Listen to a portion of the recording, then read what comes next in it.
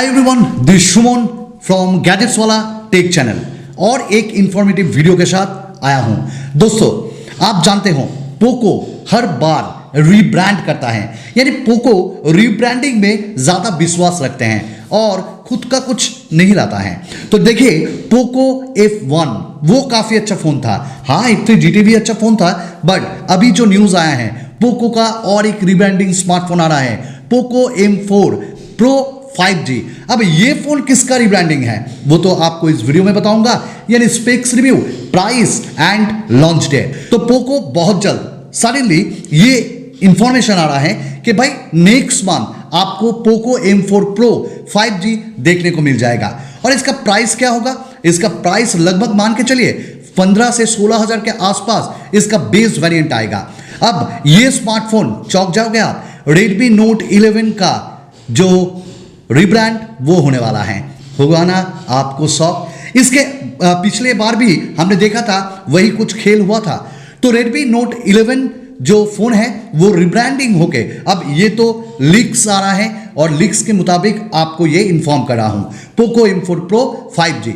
अब Poco M4 Pro 5G में आपको पीछे में ग्लास मिल जाएगा और ग्लास के साथ भाई यहां पे प्लास्टिक का फ्रेम भी मिल जाएगा। But Poco M4 Pro 5G में यह भी सुनने में आ रहा है कि भाई हो सकता है प्लास्टिक का डिजाइन यानी पॉलीकार्बोनेट भी आपको मिल सकता है। और मुझे जितना लगता है इस बार भी आपको पॉलीकार्बोनेट ही देखने को मिलेगा, बट वो थोड़ा सा अच्छा क्वालिटी का होगा, कुछ ग्लास जैसा आपको देखने को मिलेगा।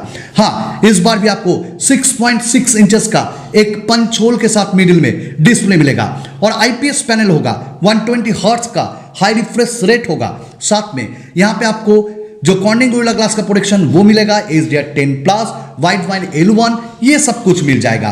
बेजल्स काफी कम है। अब इसमें आपको UFS 2.1 storage type, LPDDR4X RAM type भी मिलेगा, यानी जो आपका डेटा ट्रांसफर वो काफी अच्छा होगा, रैम मैनेजमेंट अच्छा होगा और जो आपका जो यहाँ पे जो आप मल्टीटास्किंग करते हो वो भी काफी बढ़िया होगा। वीडियो अगर अच्छा लगता है तो वो भी तो बढ़िया होगा अगर आप सब्सक्राइब कर देते हो तो, और लाइक जरूर करना और साथ में कमेंट्स छोड़ना। और गैजेट्स वाला जो ट्विटर हैंडल वहां पे प्लीज आ जाओ भाई, बहुत यहां पे गपशप होगा। तो दोस्तों, यहां पे प्रोसेसर तो मीडियाटेक डायमेंसिटी 810 ये चिपसेट आपको मिलेगा। आप सोच रहे हो कि भाई Redmi Note 11 में भी तो ये मिलेगा। हाँ, वही तो रिब्रांड करके आ रहा है, यही तो लीक है। और साथ में ये 5G स्मार्टफोन होगा, बहुत सारे ब्रांड को सपोर्ट करेगा और गेमिंग का आप मजा लोगे भाई, अच्छा खासा गेमिंग होगा। और साथ में इसका ऑप्टिमाइजेशन भी काफी बेहतर होगा। साथ में स्मार्टफोन में आपको 50 मेगापिक्सल का प्राइमरी सेंसर, साथ में आपको एक 8 मेगापिक्सल का अल्ट्रा वाइड और 2 मेगापिक्सल डेप्थ और मैक्रो समथिंग मिल जाएगा। और सामने में आपको मिल जाएगा 13 मेगापिक्सल का सेल्फी कैमरा।